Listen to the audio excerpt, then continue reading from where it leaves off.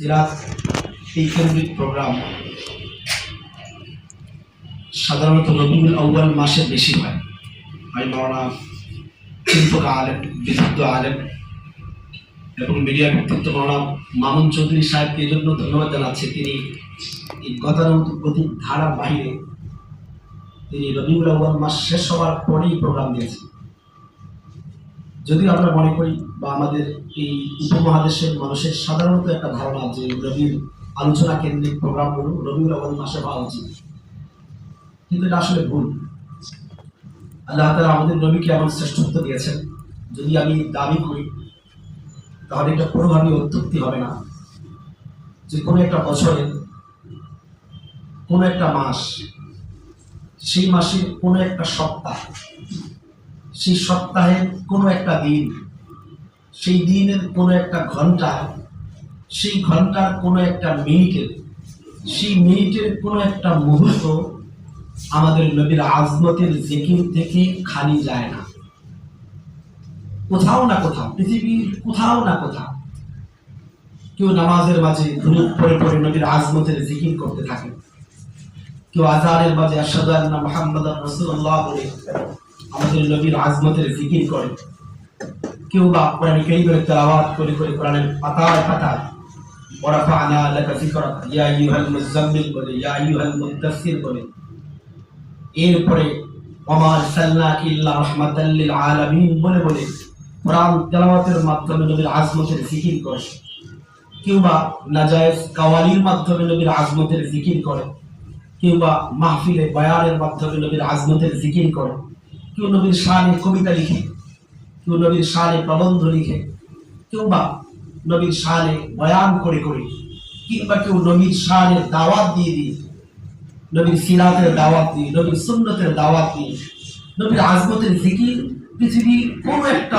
জায়গায় একটা মুহূর্তের জন্য খালি যায় না। সবসময় কোথাও না কোথাও নবীর আজমত এবং শানের জিকির আলোচনা হতেই থাকে। এই জন্য আমরা একটি মাসকে খালি না করি, একটি মাসকে খাস না করি, এই যে বছরব্যাপী এরকম আয়োজন করা, এটি অবশ্যই প্রশংসনীয় বিষয়। দুই নম্বর বিষয় হচ্ছে যে এই নবীর আজমত এবং শানের জিকির হবেই বা না কেন? আল্লাহ তাআলা এমন এক ব্যক্তিত্বকে দুনিয়াতে পাঠিয়েছেন যার আজমতের জিকির তো আল্লাহ কোরআনের পাতায় পাতায় এমন শব্দে করেছেন। নবীজির পুরো জীবনের চিত্র আমরা কোরআন কারীমের বিভিন্ন আলফাজে পাই। নবীকে এক কম্বল দিয়েছেন, তো আল্লাহ তারও জিকির করেছেন ইয়া আইয়ুহাল মুযাম্মিল বলে। নবীকে এক চাদর দিয়েছেন, তো আল্লাহ এটারও জিকির করে দিয়েছেন ইয়া আইয়ুহাল মুদ্দাসসির বলে। নবীর চেহারা কসম আল্লাহ কোরআনে খেয়েছেন। আল্লামা ফখরুদ্দিন রাজি রাহমাতুল্লাহ আলাইহি তাফসীরে কাবীরের মাঝে ওয়াদ-দুহা ওয়াল লাইলি ইযা সাজা এর একটা তাফসীর এটাও নকল করেছেন। ওয়াদ-দুহা মানে হলো আল্লাহ যেন বলতেছেন নবী আপনার সুন্দর চেহারার কসম, ওয়াল লাইল নবী আপনার মাথার কুচকুচে চুলের কসম। এর মানে যে আল্লাহ নবীর আজমতের জিকির, নবীর চেহারার জিকির কোরআনের পাতায় পাতায় করেছেন। নবী কেমন ছিলেন?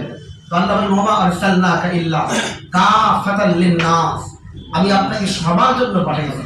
যেমন আল্লাহ লিন-নাস সবার জন্য, নবীকে পাঠিয়েছেন লিন-নাস সবার জন্য। নবীকে আল্লাহ যে কিতাব দিয়েছেন হুদাল লিন-নাস বলেছেন, শাহরু রমাদানাল্লাযী উনজিলা ফীহিল কুরআন হুদাল লিন-নাস, কোরআন হুদাল লিন-নাস। এই নবীর শরীয়তে যেদিকে কিবলা বানিয়ে নামাজ পড়া হয় সেই কিবলাকে বলা হয়েছে ইন্না আউওয়ালা বাইতিন উদিয়া লিন-নাস। এর মানে আল্লাহ যেমন লিন-নাস, নবীকে পাঠিয়েছেন লিন-নাস, যে কোরআন পাঠিয়েছেন সেটাও লিন-নাস, যে কাবা বানিয়েছেন সেটাও লিন-নাস। যেমন আল্লাহ সবার জন্য, তেমন নবীও সবার জন্য। যেমন আল্লাহ পুরা মাখলুকাতের জন্য রব, যেমন আল্লাহ ওয়া মা আরসালনাকা ইল্লা রাহমাতাল লিল আলামিন বলে সমস্ত মাখলুকাতের জন্য আল্লাহ আমাদের নবীকে রহমত হিসেবে পাঠিয়েছেন। এই নবীর আজমতের জিকির, নবীর আজমতের জিকির তো আল্লাহ কোরআনের পাতায় পাতায় কি শব্দে করেছেন। নবী আসমানের দিকে তাকিয়েছেন, আল্লাহ এই সুন্দর মঞ্জারটা, এই দৃশ্য কল্পটাও আল্লাহ কোরআনের পাতায় তুলে দিয়েছেন। আল্লাহ বলেন ক্বাদ নারা তাকাল্লুবা ওয়াজহিকা ফিস সামা, নবী আমি দেখি আপনি আসমানের দিকে তাকান। নবী যে বারবার আসমানের দিকে তাকাইতেন এটাও আল্লাহ তুলে দিয়েছেন। কেন তাকাইতেন? মক্কা থেকে হিজরত করে মদিনা যাওয়ার পরে নবীর ইচ্ছে ছিল আমি বাইতুল্লাহর দিকে ফিরে নামাজ পড়ব, সরাসরি না বললে তিনি বারবার আসমানের দিকে তাকাইতেন। আল্লাহ বলেন ক্বাদ নারা তাকাল্লুবা ওয়াজহিকা ফিস সামা, নবী আমি দেখি তো আপনি আসমানের দিকে বারবার তাকান। ফালানুওয়াল্লিয়ান্নাকা কিবলাতান তারদাহা। নবী, আমি আপনার সন্তুষ্টির জন্য কিবলাকে বাইতুল মাকদিস থেকে বাইতুল্লাহর দিকে ঘুরিয়ে দিয়েছি।